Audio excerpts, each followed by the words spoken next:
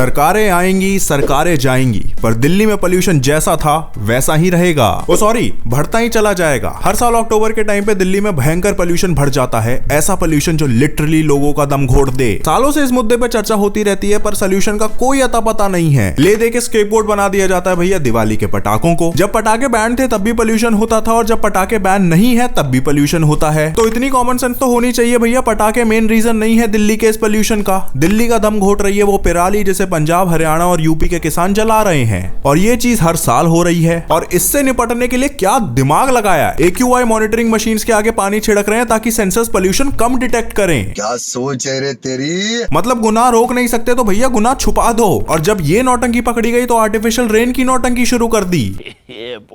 भैया सरकार एक सिंपल सी बात क्यों नहीं समझती कि prevention is better than cure. ऐसी नौबत ही क्यों आने दे रहे हो कि पोल्यूशन से लोगों का दम घुटने लगे और आर्टिफिशियल रेन करवानी पड़ जाए। इस पोल्यूशन को होने से पहले ही रोक दो। दिल्ली इलेक्शन के टाइम पे बीजेपी, कांग्रेस और आप तीनों पार्टीज ने हजार हजार, 1,500 रुपए बांटने का अनाउंस करा था। फालतू काम के लिए आपके पास हजारों करोड़ों रुपए हैं जिससे किसी का कोई फायदा नहीं होने वाला। पर यही पैसा आपसे किसानों की पराली खरीदने में नहीं लगाया जा रहा, जिससे किसानों का भी फायदा होगा, सरकार भी इससे बायोगैस बना सकेगी और जनता को भी पोल्यूशन फ्री एनवायरनमेंट मिलेगा। Literally win win situation for everyone. ये नहीं करेंगे क्योंकि इसको करने में तो भैया सरकारों को यूनिटी दिखानी पड़ेगी। और भैया देश में एक पल को आपको एलियन दिख जाएगा पर सरकारों में यूनिटी नहीं दिखेगी, क्योंकि अगर ये कर दिया तो अगले इलेक्शन में किसको गालियां देके जनता से वोट लेंगे। बीजेपी हो, आप हो या फिर कांग्रेस, ये कोई भी डिसीजन देश की भलाई के लिए नहीं बल्कि अपने वोट बैंक के लिए लेते हैं।